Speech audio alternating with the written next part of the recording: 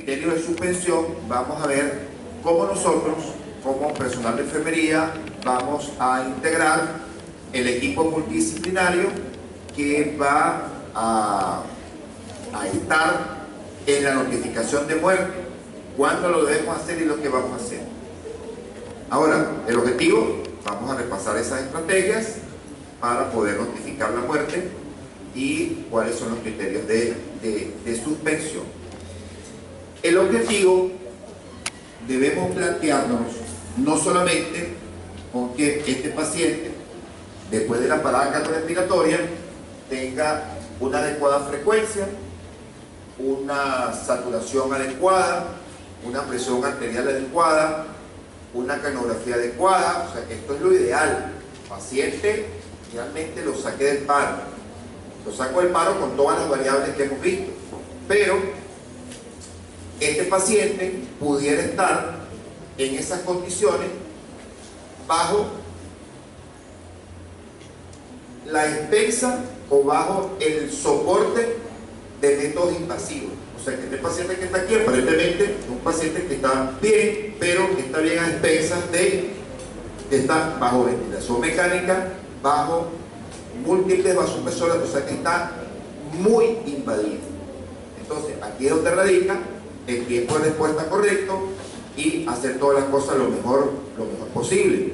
O este paciente, que sería, pienso que el resultado más óptimo es un paciente que simplemente yo hice las cosas muy bien, el sistema, no solamente un grupo de personas, sino el sistema de salud fue óptimo, la respuesta fue óptima, la respuesta prehospitalaria fue óptima, la respuesta en los primeros minutos fue óptima, y este paciente al final, que es lo que yo quiero, un paciente que tenga ninguna alteración neurológica, que no quede discapacitado y que esa persona vaya a darle cariño a su familia, a seguir trabajando por el país, a seguir trabajando y seguir produciendo. Entonces, el objetivo de la RCP no solamente, y así lo vemos nosotros, es la mera restauración de las funciones vitales, sino simplemente es reincorporar, reinsertar, rehabilitar a ese paciente en esa condición para que tenga por lo menos un mínimo de calidad de vida. Pero también yo tengo que estar consciente que hay un grupo de pacientes que lamentablemente, ¿verdad?, sus secuelas neurológicas van a ser importantes. Ese paciente va a tener pocas oportunidades de sobrevivir, y aquí estamos hablando de principios éticos. Quizás a lo mejor podemos tener una jornada de pura ética, pero obviamente yo tengo que evaluar todas estas variables para yo poder decir que este paciente lo tengo que recuperar o no lo tengo que recuperar. Ahora vamos con la primera pregunta. Yo tengo que reanimar realmente a todos los pacientes. ¿Qué piensan ustedes? Levante la mano y usted me va a decir si tienen que reanimar a todos los pacientes. ¿Quién piensa así? No le vamos a dar oportunidad a ningún paciente entonces. ¿O sí? Sí, pero entonces, ¿este paciente es reanimable o no es reanimable?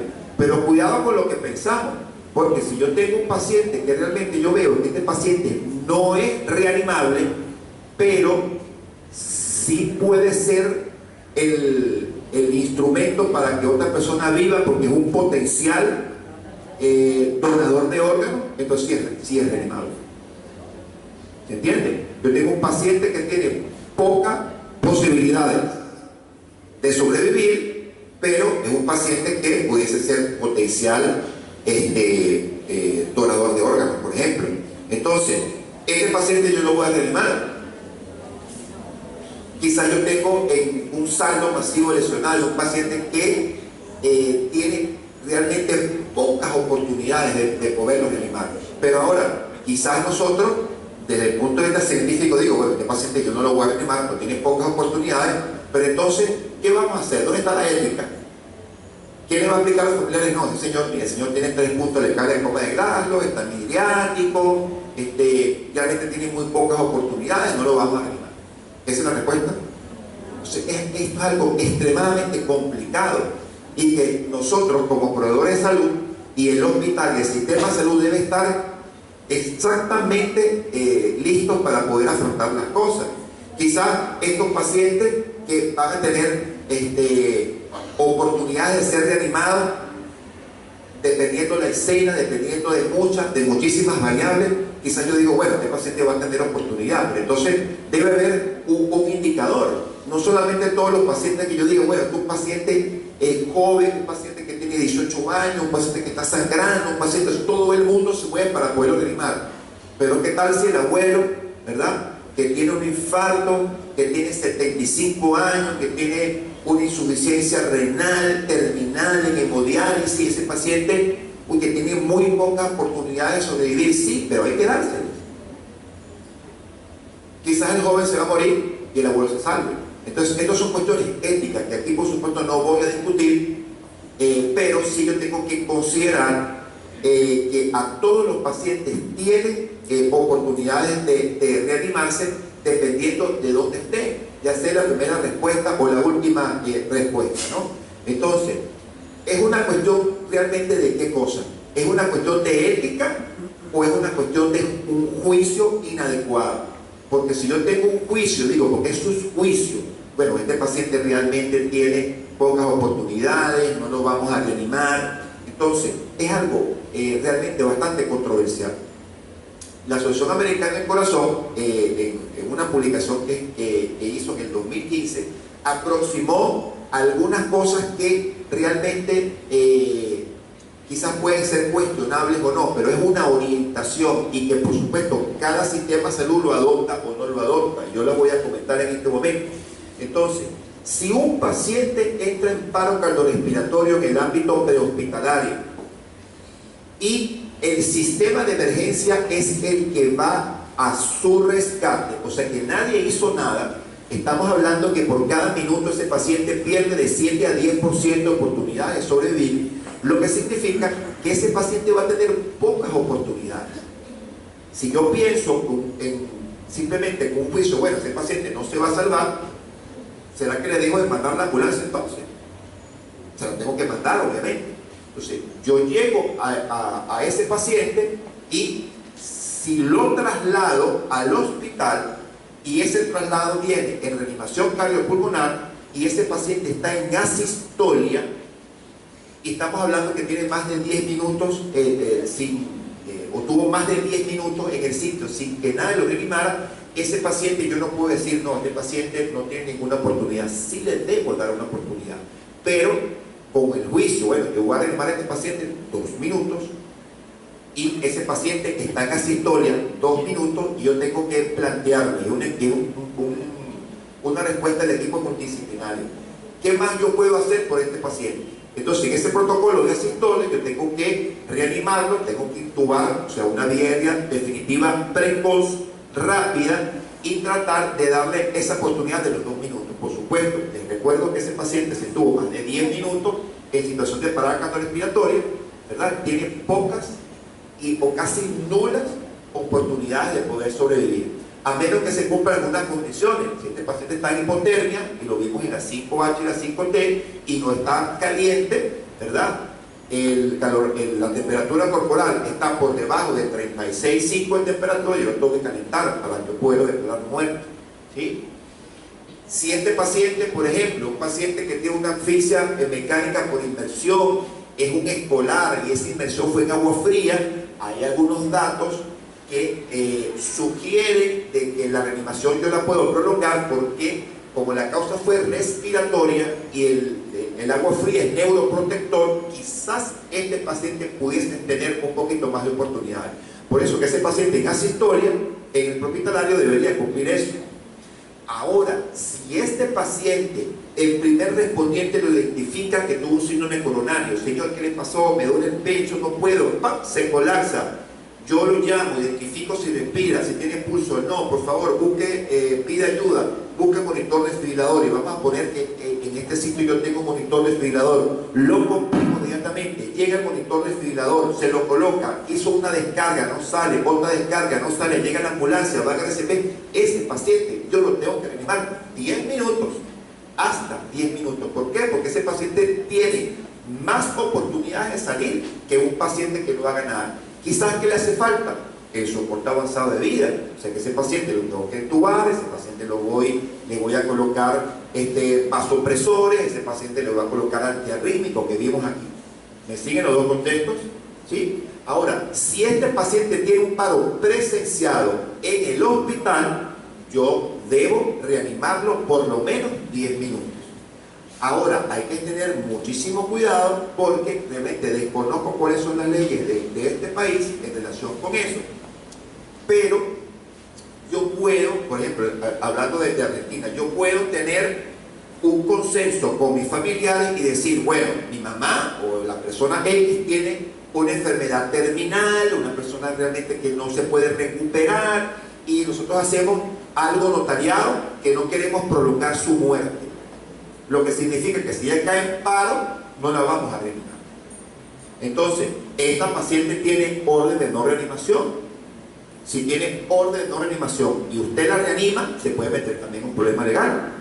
¿Sí? Desconozco cómo son las leyes acá. Entonces, fíjense cómo es una cuestión de ética o es una cuestión de juicio, ¿verdad?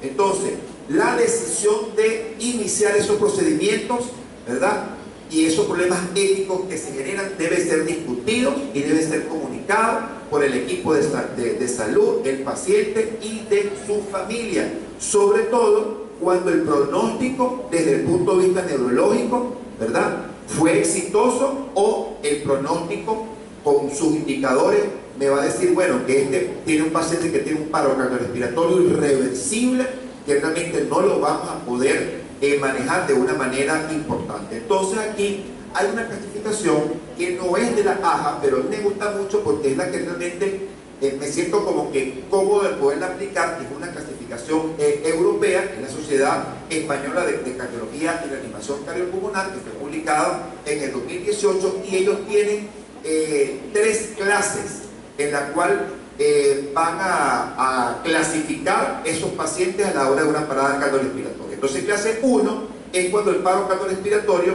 se produce en individuos que son sanos o que tienen una enfermedad repentina o ya crónica que no tenga un pronóstico inmediato fatal. ¿Qué significa? Un paciente que, por ejemplo, que se debuta con un síndrome coronario, un paciente que tiene una enfermedad respiratoria, ¿verdad?, y que no han transcurrido 10 minutos. Entonces, ¿por qué 10 minutos? ¿En qué basamos en los 10 minutos? Porque por cada minuto que pasa, les recuerdo que ese paciente pierde de 7 a 10%, ese corazón empieza a perder sustrato, ese corazón puede pasar, si no es reanimado, pasa de la fase eléctrica a la metabólica y va a ser más difícil yo poderlo sacar. Entonces, eso es un clase 1. En clase 2, ¿verdad?, son los pacientes que tienen las mismas características del grupo 1, pero ya han transcurrido más de 10 minutos. Entonces, una vez que se transcurren esos 10 minutos, hay indicadores. Yo tengo 10 minutos, entonces fíjense la importancia del trabajo en equipo. Tengo 10 minutos en el paciente en paro y simplemente tengo que yo medirlo. Yo digo, bueno, hay 10 minutos. ¿Qué más hemos hecho con este paciente? Este paciente tiene 10 minutos en asistolia. Porque si yo tengo 10 minutos en fibrilación ventricular o en taquicardia ventricular sin pulso, yo tengo que seguir reanimando. Porque no he encontrado la causa. Es refractario la corriente, ¿sí? Pero si yo tengo esos 10 minutos en asistolia y yo estoy viendo, y el mejor indicador fisiológico es que yo veo que la canografía, el canógrafo, cada vez que yo comenzó a dar compresiones, que pudiese estar bajo compresiones más de 10 milímetros de mercurio, ese paciente, la canografía cada vez va bajando más, va bajando más, va bajando más, hasta que realmente yo digo, mira, este paciente tiene 5 milímetros de mercurio de canografía, o sea que no hay intercambio gaseoso, por mucho que yo esté comprimiendo y ventilando, ese paciente no va a salir. Pero entonces, ¿cuál es el punto aquí? Que y en los pacientes, otra clasificación, que no es posible determinar en qué momento cayó el paro. O sea que estamos hablando de este paciente extrahospitalario que es atendida. Ahora, los clase 3 es un paciente que yo sé que está en paro cardiorrespiratorio por la consecuencia de la evolución natural de una enfermedad que ya es crónica, una enfermedad que es terminal, una enfermedad que es reversible y que realmente yo, desde el punto de vista ético, no debería prolongar la vida de ese paciente, o tan sencillamente es un paciente que yo desconozco el tiempo, pero cuando yo voy a evaluarlo o me lo trae, tiene ya limideces mortorias y que realmente digo, no, este paciente está muerto, o sea, no tengo criterios de poderlo reanimar, ¿verdad? O simplemente, como última parte, es un paciente que tiene evidencias reales de lesiones catastróficas, traumáticas, incompatibles, que ese paciente, aunque tenga pulso muy débil y tenga un ritmo, por ejemplo, un ritmo idioventricular, que no tenga un pulso palpable, tiene pérdida de masa encefálica, o sea que ese paciente realmente no va a salir, entonces un paciente no lo debemos reanimar. Otra de las clases es que el proceso de reanimación cardiopulmonar implique riesgos importantes para el personal. Por ejemplo, una persona que está en paro cardiorrespiratorio en el ámbito prehospitalario, bajo el contacto de una línea energizada, yo no lo voy a poder tocar así está en paro. ¿Por qué? Porque si yo lo toco, ¿verdad?, yo también me voy a electrocutar, porque necesito que eso sea rápidamente para poderlo sacar. Otra situación es un paciente que está en una situación catastrófica, un paciente que yo tengo, por ejemplo, un terremoto que tenga 10.000 personas, y cuando yo voy a operar en la parte prehospitalaria como enfermero, porque me llaman y nos están llamando que hay muchos pacientes, entonces llego a la zona y veo que tengo 30, 40 pacientes, donde uno de esos pacientes me va a caer en paro. Realmente yo no voy a poder reanimar, porque yo no voy a dejar de salvar a los más recuperables, porque están los masivos lesionados, para reanimar a una sola persona, que es uno de los principios del paro cardiorrespiratorio. Entonces, ¿cuál es el punto aquí? El punto es que en qué momento yo voy a notificar que el paciente muere. O sea, ¿cuál realmente es el momento?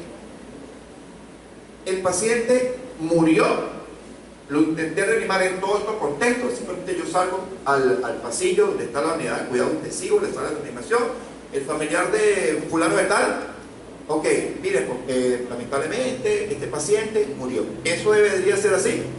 ¿En qué momento es? Entonces yo le voy a pasar un video que es de propiedad de la Asociación Americana del Corazón, donde evidencia, yo pienso que está la esencia de lo que no se debe hacer. Lo vamos a discutir y vamos a llegar a conclusiones para terminar esta hermosa experiencia con ustedes. Vamos a ver si lo podemos escuchar.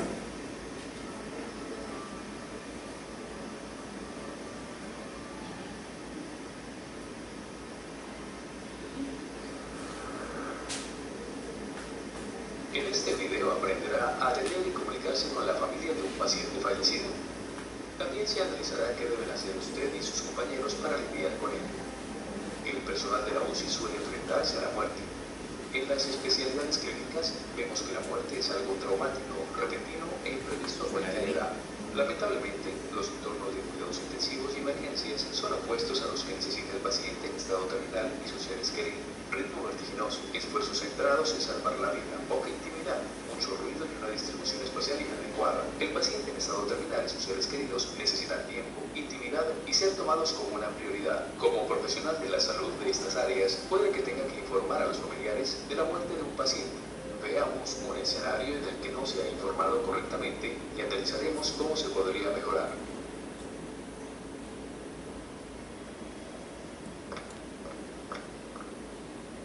Hola. Hola.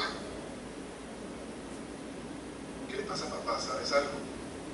Fui a verlo de camino a casa. Estábamos charlando, tomando un café y de repente su cara cambió. Era como si estuviera confuso y se derrumbó en la cocina. Me preocupaba que pudiera pasarle algo así. Sabes que es difícil que se tomen las medicinas para la presión y... He venido con él en la ambulancia. Se lo llevaron a la sala de emergencias hace media hora. ¿Alguien te ha dicho cómo está o...? No, me acerco al mostrador, pero solo me dicen que vaya al médico para que me dé más información. ¿Es la hija del señor García? Sí, soy Sara. Este es mi hermano Juan. Doctor Campos, ¿puede decirnos cómo está nuestro padre? Llevamos media hora preguntando. Disculpe, hemos estado muy ocupados, pero me temo que tengo malas noticias. Su padre no resistió. no resistió. Creí que llegamos a tiempo para que lo ayudaran. Ha sufrido un paro cardíaco y su corazón dejó de latir. No puede ser. Tiene 68 años. No lo entiendo. Lo siento. Hemos hecho todo lo que pudimos para que su corazón funcionara de nuevo, pero sin éxito. Estas cosas pasan. Pero estaba bien hace un rato. Sé cómo se sienten. Voy a buscar a uno de nuestros trabajadores sociales para que les explique con más detalle. Tengo que volver con otros pacientes que me están esperando. Sean fuertes.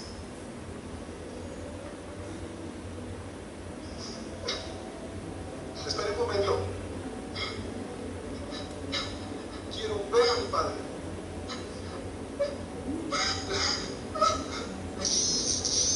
No lo puedo creer.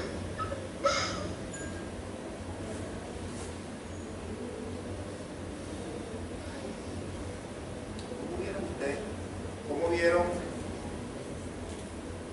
¿Cómo vieron ustedes eso?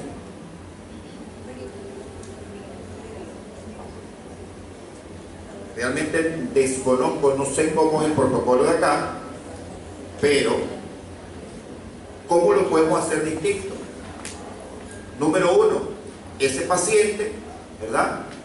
Ya yo sé cuando cae en paro, va a caer en paro cardiorrespiratorio o está en malas condiciones, puede hacerlo en dos sitios, o en una unidad de cuidados intensivos o en una emergencia.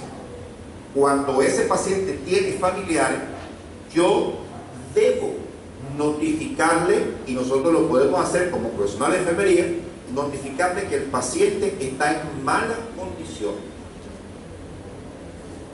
¿Usted es familiar del señor Florental? Perfecto, mire, mucho gusto, yo soy el licenciado Carlos Vigón.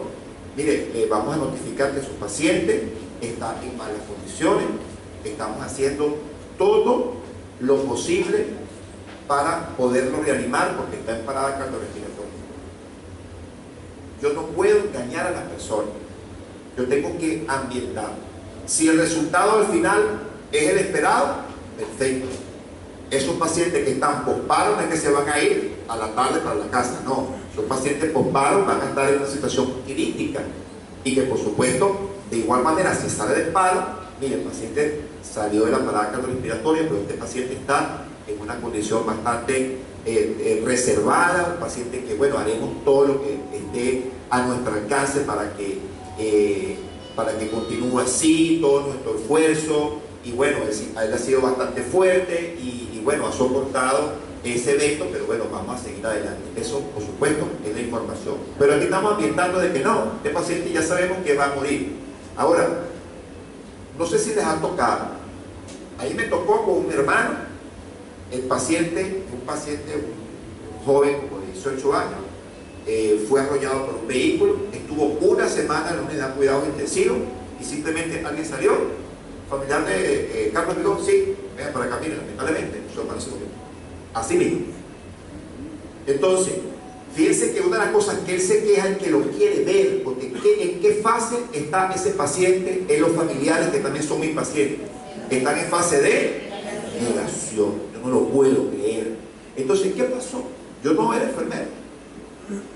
Voy al sitio, entonces, ¿cómo estaba mi hermano? Monitor, aceptolio, los cables puestos, el tubo en la boca sin ambu, o sea, sin ambu. Se veía que había sido laboriosa la reanimación porque estaba en tubo, ni siquiera estaba tapado, ¿verdad? Estaba allí con los brazos abiertos, muerto. Y eso a mí psicológicamente me impactó. Cuando yo hice mi especialidad en cuidados intensivos y se me murió el primer paciente, y que ya en ese momento que estaba crítico, salimos, casualmente me indicaron, Carlos, vaya a notificarle a los familiares que están en malas condiciones, un paciente que ya tenía una enfermedad terminal. Y como era mi paciente, bueno, en paro, lo notifico, ya los familiares estaban como conscientes que eso iba a pasar, se reanima el paciente, de repente se muere.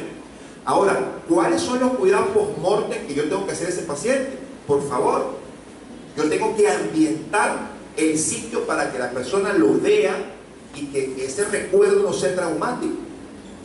Entonces, ¿cuál es el protocolo de nuestra unidad? Ese paciente se baña, ese paciente se pone en una situación, ¿verdad?, lo más visualmente cómoda posible, que no tenga nada invasivo, ¿verdad? No lo tape, queda como si estuviera durmiendo. Y esa persona maneja un poquito mejor la situación. En algunos estados, en Estados Unidos, usted como familiar tiene el derecho de yo presenciar la situación de paro cardiorrespiratorio. O sea, yo puedo exigir qué le están haciendo a mi familiar. Y si es un niño, más todavía. Entonces, estos son los paros a puertas abiertas. Claro, no estoy al lado del paciente pasándole adrenalina. Yo estoy observando con un personal de enfermería al lado, diciéndole, mire, esto es lo que está pasando. Este paciente está en paro cardiorrespiratorio, e inclusive para evitar demanda, que estoy diciendo, mire, ya tenemos 10 minutos con este paciente y bueno, el equipo médico, para que usted sepa, en este momento va a suspender la reanimación. Y eso ha demostrado que el proceso de negación y duelo de la familia es mejor que simplemente yo no veo nada, porque simplemente yo estoy viendo que todo el mundo está haciendo algo por ese paciente. Entonces, esa sería la conducta. Vamos a tratar en lo posible de que cuando yo vaya a hablar con ese paciente, yo no voy a hablar con ese paciente en el pasillo, no voy a hablar con ese paciente delante de los demás. Yo debo tener privacidad, yo debo llamar aparte a los familiares. Si yo tengo una sala donde yo puedo hacer esto perfecto, si no, pase para la unidad, busque privacidad para que usted dé esa información, no delante de la gente. Familiares fulano de tal, ajá, mire, se murió su señor. No se puede. Entonces, uno, privacidad. Dos, si yo tengo un trabajador social o una enfermera que esté entrenado bajo esa condición, yo debo acompañar, yo debo notificar. Ojalá que el resultado hubiese sido distinto. No me digas a mí que te entiendo lo que está pasando porque no lo voy a entender. Mentira, no te metas en mi duelo.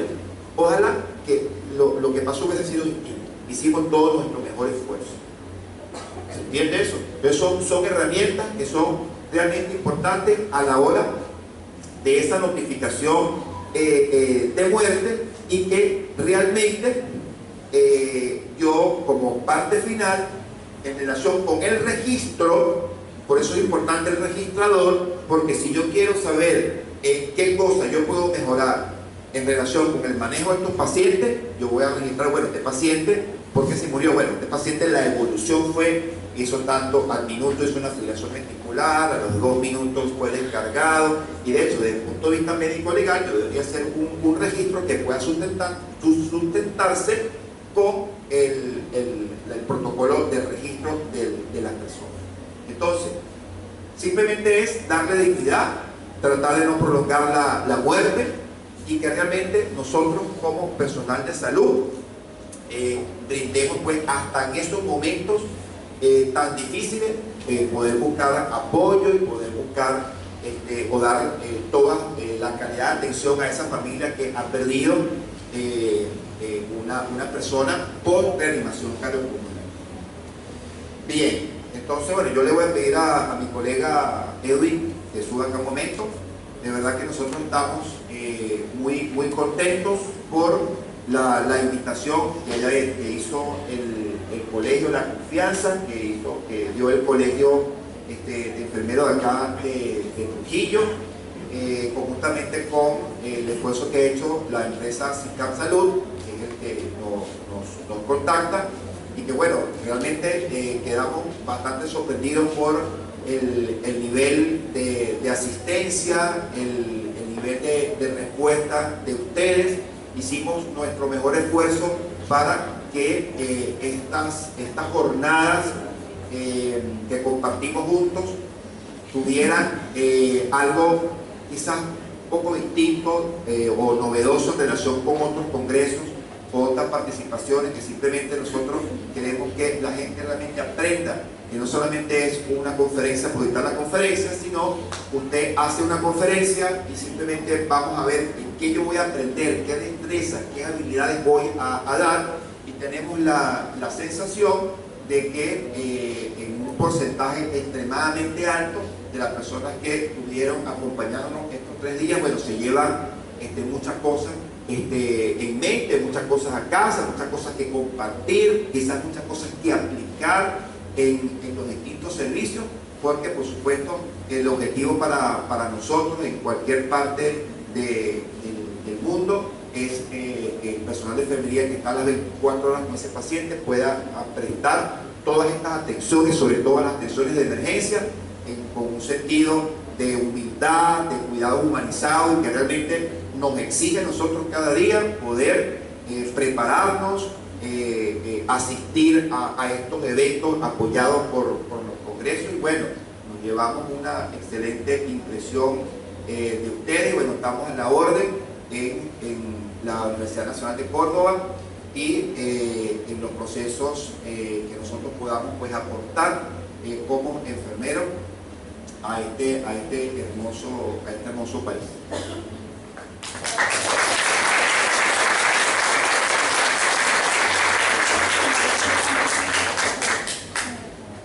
Además de contento, satisfecho, porque creo que dejamos sembrada la semilla para mantenernos visibilizados, mantener la capacitación constante para que nuestra profesión sea más allá del catéter, del tensiómetro y de simplemente decir que este paciente hay que medir la diúresis o las cosas básicas. Está en nosotros, colegas, insisto, está en nosotros que nuestra profesión tenga la relevancia científica y de importancia dentro de la cadena de la supervivencia para todos los pacientes, desde el punto de vista de atención directa, preventiva y también el plano curativo. Muchas gracias por abrir las puertas de su casa aquí en Trujillo. Insisto, el ojo de uva es más bueno del que nos habíamos imaginado. Muchas gracias. Muchas gracias porque han demostrado mucha humildad y nosotros...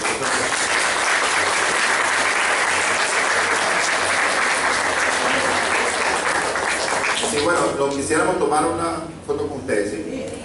Perfecto, pues entonces fíjense, como la luz está dando para acá, ¿verdad? Entonces yo les pido que subamos para acá, ¿les parece? Para que sea...